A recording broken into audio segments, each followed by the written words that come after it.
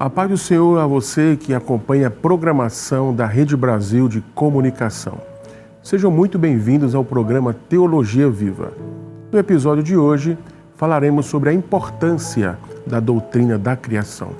Fique conosco, o programa Teologia Viva está no ar.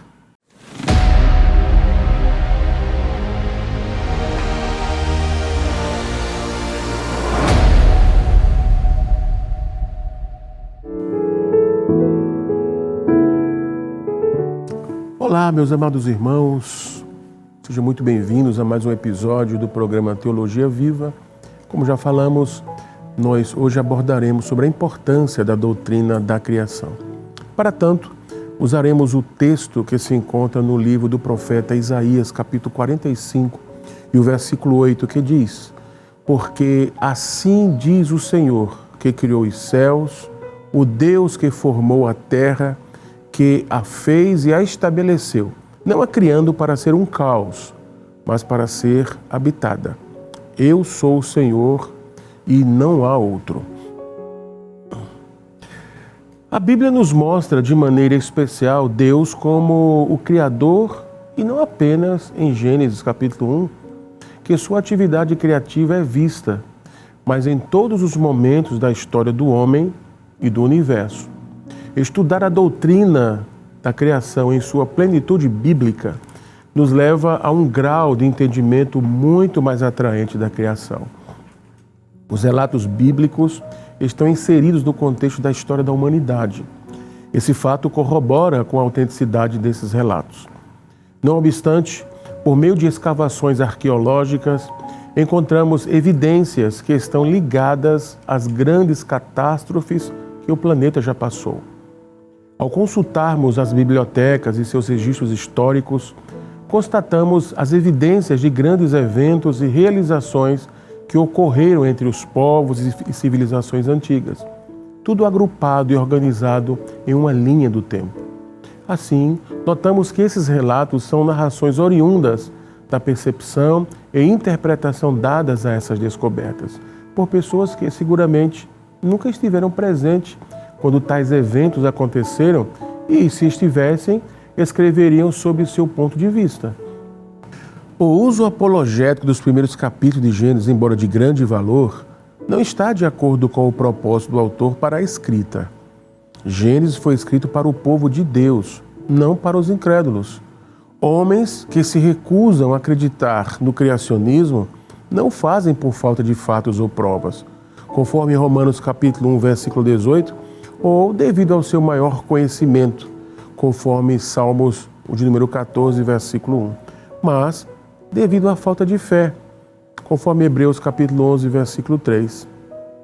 Gênesis é muito mais uma declaração do que uma defesa. Para o físico nuclear e teólogo Ian Barbour, a história bíblica difere das outras histórias antigas da criação ao afirmar a soberania e a transcendência de Deus e a dignidade humana. Pode-se querer aprender, por exemplo, exatamente onde a queda e o julgamento de Satanás se encaixam no relato da criação, mas não se pode receber tais informações porque não era o propósito do autor de Gênesis responder a tais perguntas. Pode-se duvidar que exista algum pano de fundo histórico, ou pode-se concluir que esse é, precisamente, o propósito do capítulo, dar-nos um relato histórico da criação, pois revelação nunca é dada em um vácuo histórico. O pano de fundo que é vital para uma compreensão do significado e da mensagem da criação é o daqueles que primeiro receberam o livro de Gênesis. Assumindo que Moisés é o autor de Gênesis, o livro provavelmente teria sido escrito algum tempo depois do Êxodo e antes da entrada da terra de Canaã. Qual era a situação no momento da escrita dessa conta da criação? Quem recebeu essa revelação e quais necessidades foram atendidas por ela? Isso é crucial para interpretar corretamente e aplicar a mensagem da criação. A Bíblia se baseia também em relatos históricos, possuindo analogias, parábolas e figuras de linguagem. Contudo, o seu conteúdo é voltado para a história do universo, do planeta Terra, dos grandes impérios, civilizações, do povo judeu e da raça humana. Portanto, tudo que é apresentado como história nada mais é que uma interpretação. Talvez essa interpretação esteja correta, mas talvez não. Já a história relatada pela Bíblia é diferente. Ela não está limitada à capacidade dos autores bíblicos, nem à sua percepção da realidade. O relato histórico da Bíblia originou-se integralmente no Deus que esteve presente em cada momento da história, o qual nunca esteve preso ao espaço ou mesmo ao tempo, ou ainda a uma visão pessoal limitada da realidade associada aos eventos. A sua visão de cada evento sempre foi completa, perfeita e sem a menor distorção.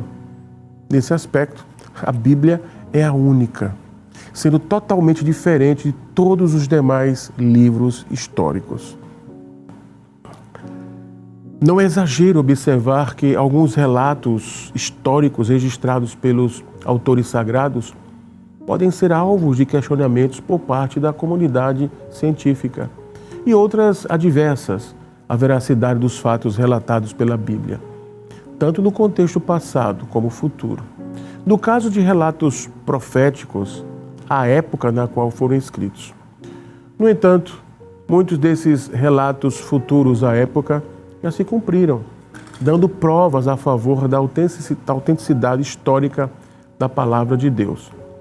A Bíblia fala aos homens em situações específicas e com necessidades específicas.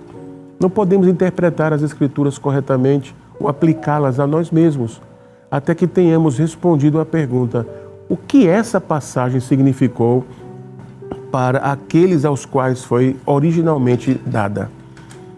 Por meio de estudos arqueológicos, se conhece muito da literatura, da cultura e das religiões daqueles que cercaram os israelitas. Compreender os contemporâneos dos israelitas aumenta enormemente a nossa compreensão do significado do relato da criação de acordo com a revelação divina encontrada em Gênesis capítulos 1 e 2. O propósito de tais narrativas é de afirmar que o universo e a vida foram criados por um ato intencional, dando finalidade literal a essa informação. Apesar de a ciência tentar desvendar os mistérios relacionados às origens do universo, do planeta, da vida, sempre terá limitações evidenciais, sem contar com as limitações de raciocínio lógico dos cientistas para tais interpretações. No entanto, vemos obras colossais de tratados científicos sobre as origens. Observemos o que nos diz o rabino Joseph Beaton. Isaac Newton foi quem melhor expressou esse conceito ao dizer: sou apenas uma criança brincando na praia enquanto vastos oceanos de verdades jazem ocultos perante mim. Consideremos, por exemplo, os campos da cosmogonia e da astronomia. Realisticamente, não se poderia esperar que em uma única geração se pudesse compreender tudo o que esses campos procuram estudar, por mais tentador que seja esse objetivo. Os astrônomos simplesmente articulam a melhor explicação que é possível emitir em função de seu conhecimento atual e das limitações de sua ferramenta principal, que é o telescópio. O conhecimento da ciência, o avanço da tecnologia, as grandes descobertas da biologia e da astronomia, as habilidades cognitivas e a inteligência humana empalidecem quando comparadas à sabedoria de Deus. Jamais poderemos enxergar tão longe quanto os propósitos do Criador, a não ser que nos coloquemos sob sua revelação. No livro do profeta Isaías, capítulo 40, os versículos 25 e 26 está escrito: a quem, pois, me fareis semelhante, para que eu lhe seja igual, diz o Santo. Levantai-vos ao alto os vossos olhos e vede quem criou estas coisas. Foi aquele que faz sair o exército delas segundo o seu número. Ele as chama todas pelo seu nome, por causa das grandezas das suas forças, e porquanto é forte em poder, nenhuma delas faltará. Existem muitos cristãos especuladores que tentam usar a ciência para dar credibilidade à Bíblia. Mas se a Bíblia necessita da credibilidade da ciência para ser aceita, então vamos estudar ciência e esquecer a Bíblia, mostrando que a ciência é maior que a Bíblia. Nós, no entanto, cremos o contrário. O norte estende sobre o vazio e suspende a terra sobre o nada.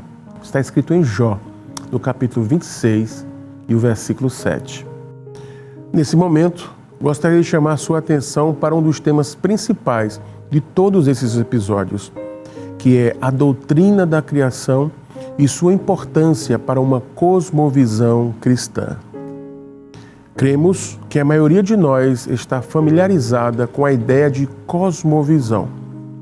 Essa concepção tem sido muito divulgada no âmbito evangélico brasileiro, embora não seja originalmente uma ideia cristã.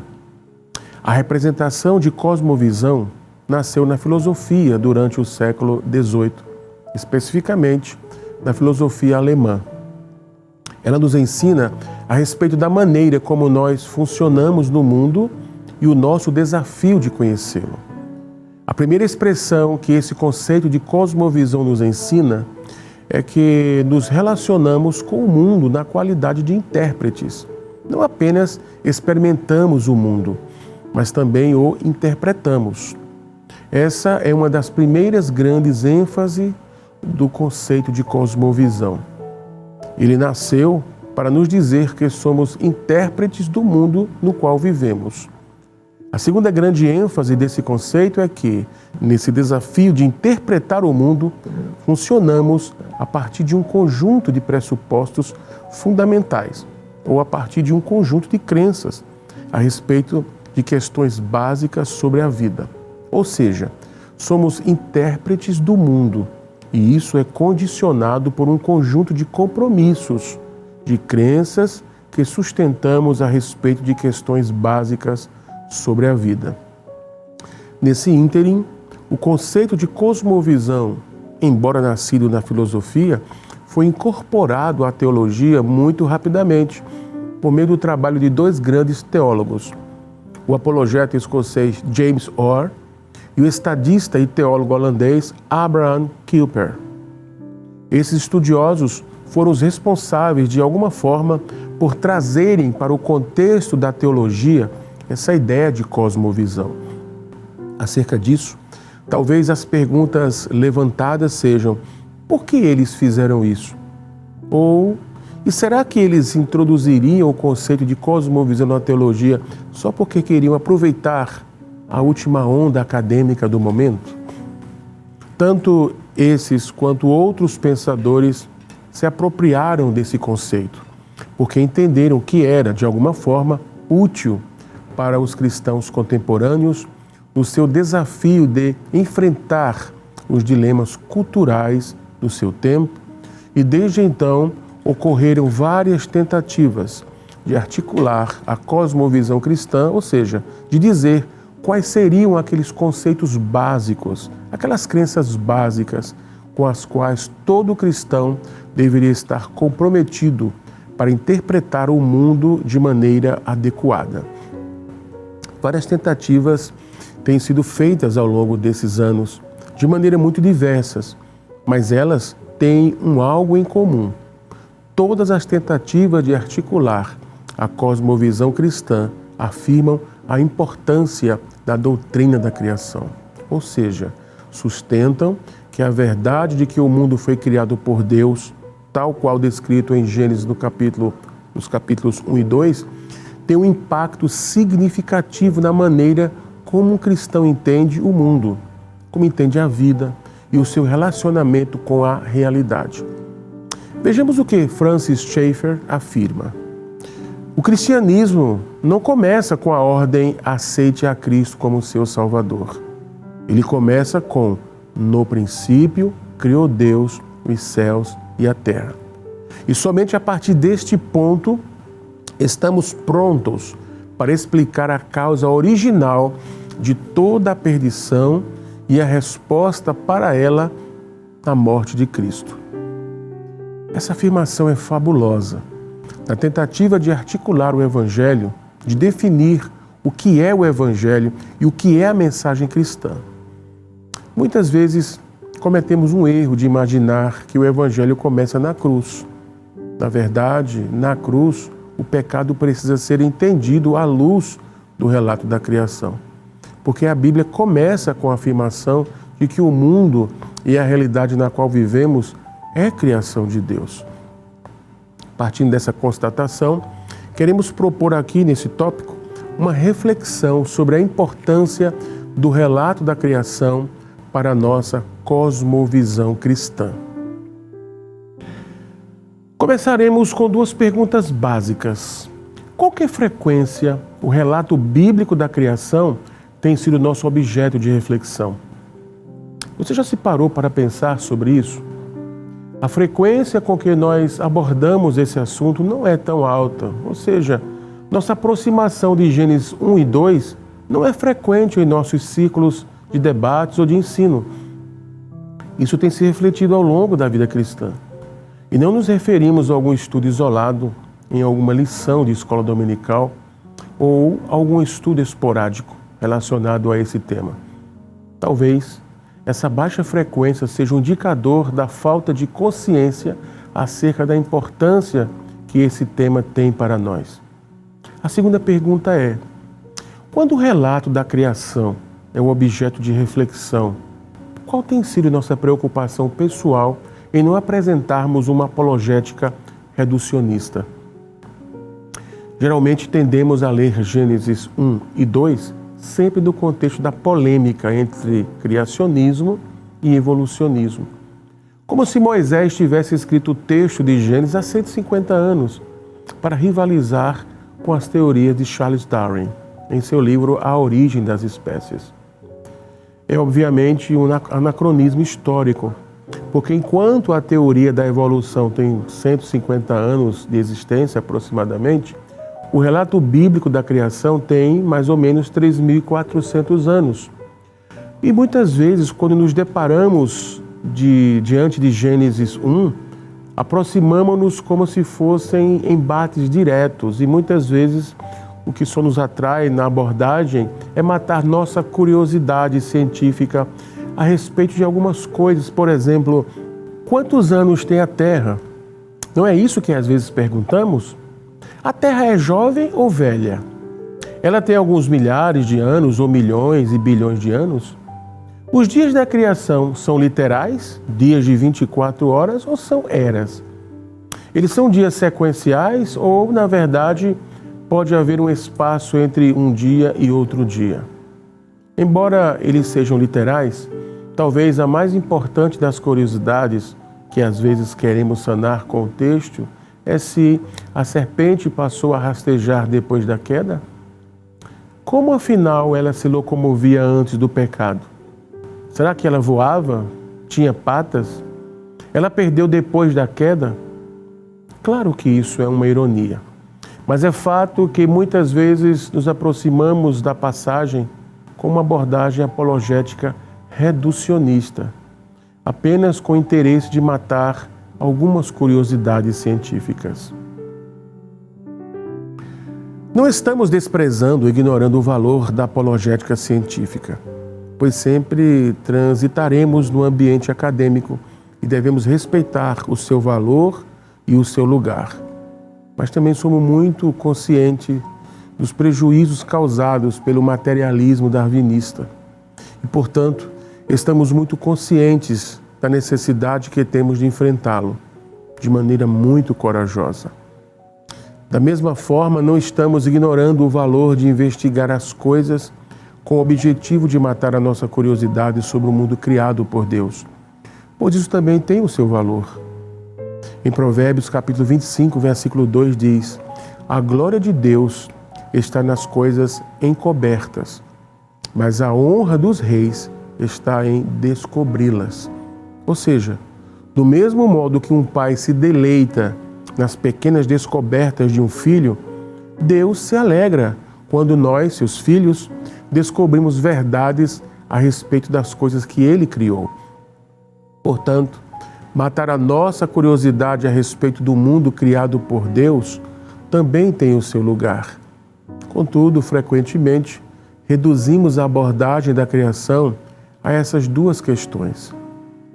Quando fazemos isso, perdemos de vista a importância fundamental da narrativa da criação para a cosmovisão cristã como um todo.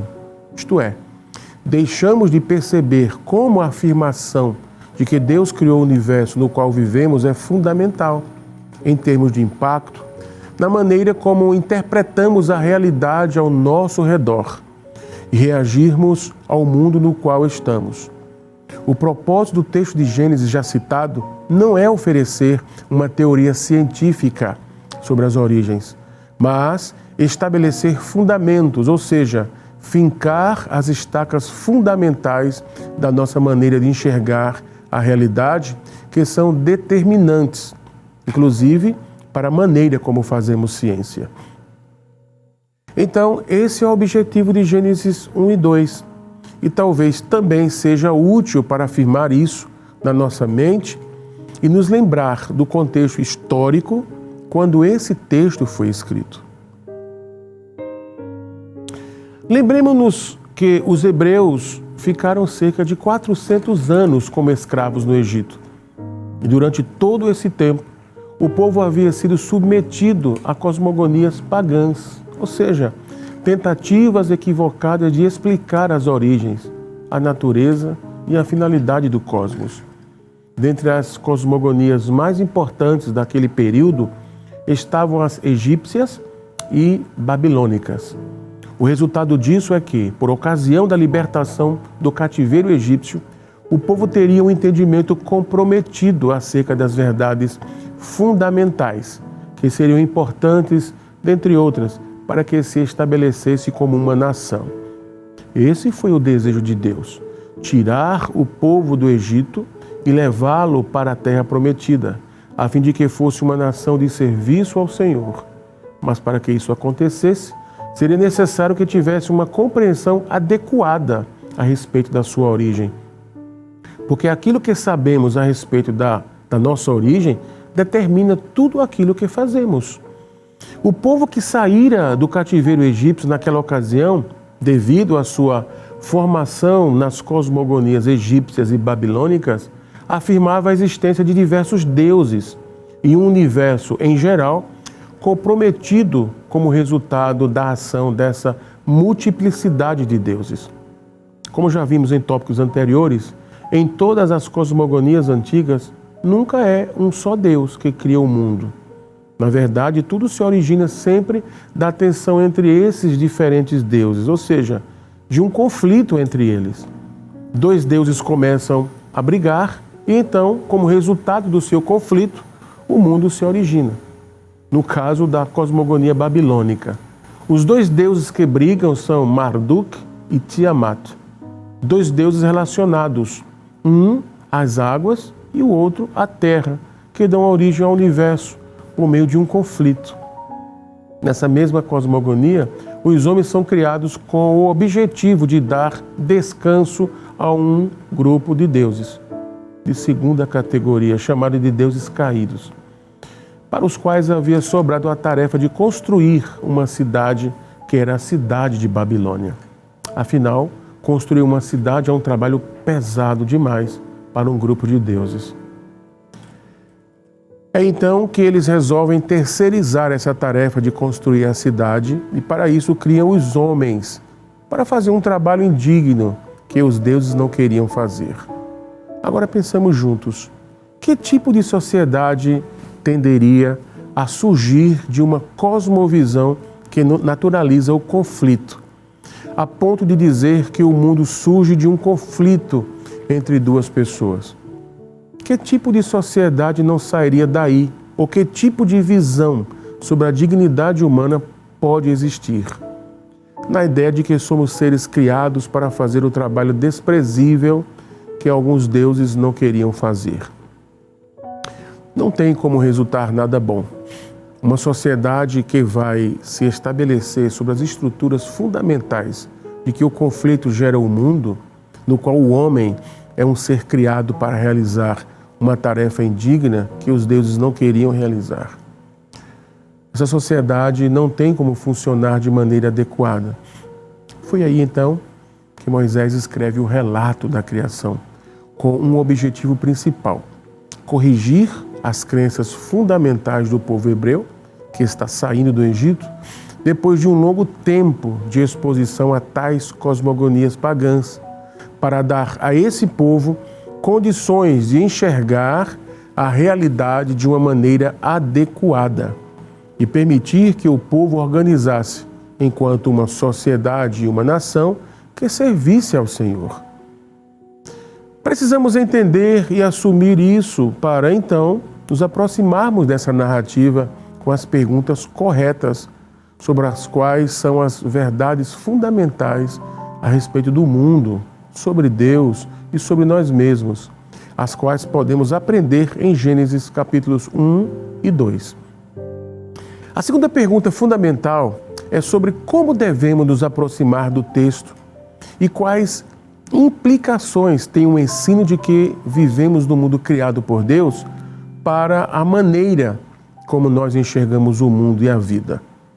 Uma vez mais, Gênesis capítulos 1 e 2 é como um texto que está descrevendo os pilares da nossa maneira de enxergar a realidade e está, de alguma forma, construindo os fundamentos que vão sustentar aquilo que nós vamos dizer a respeito da maneira como enxergamos o mundo. Por hoje ficamos por aqui. Para mais informações sobre o assunto, consulte o livro A Doutrina da Criação, uma perspectiva científico-bíblica, publicado pela editora Bereia. Você também pode encontrar este livro no site da livraria www.livrariabereia.com.br. No próximo episódio, falaremos sobre a importância da doutrina da criação, parte 2. Ore conosco nesse momento. Pai querido e amado Deus, infinito e bondoso Criador, a quem servimos, a quem adoramos e a quem prestamos o nosso culto, o nosso louvor. Obrigado, Deus, por tua infinita graça e misericórdia, por tua transcendência, mas também por tua emanência, que juntas nos faz estar próximos da Ti, nos fazem compreender, nos trazem compreensões, Senhor, significativas para a nossa vida atual, para a interpretação do mundo que vivemos, para todos os contextos sociais. É por meio dos Teus propósitos eternos, Senhor, que nós analisamos a nós mesmos como seres, como pessoas, como sociedade, como família, adequando aos princípios exarados na Tua Palavra. Obrigado, Deus, por tal compreensão e pelo Teu Espírito Santo, que cada dia mais nos dá uma nova visão, uma visão condicionada, uma visão alinhada aos Teus propósitos. Nós Te louvamos, Te adoramos e Te agradecemos em nome de Jesus. Amém. Nos veremos no próximo programa. Não percam e até lá. Que a graça do nosso Senhor Jesus Cristo, que o amor de Deus, o nosso Pai, que a comunhão e a consolação do Espírito Santo sejam com todos nós, desde agora e para todo sempre. Amém.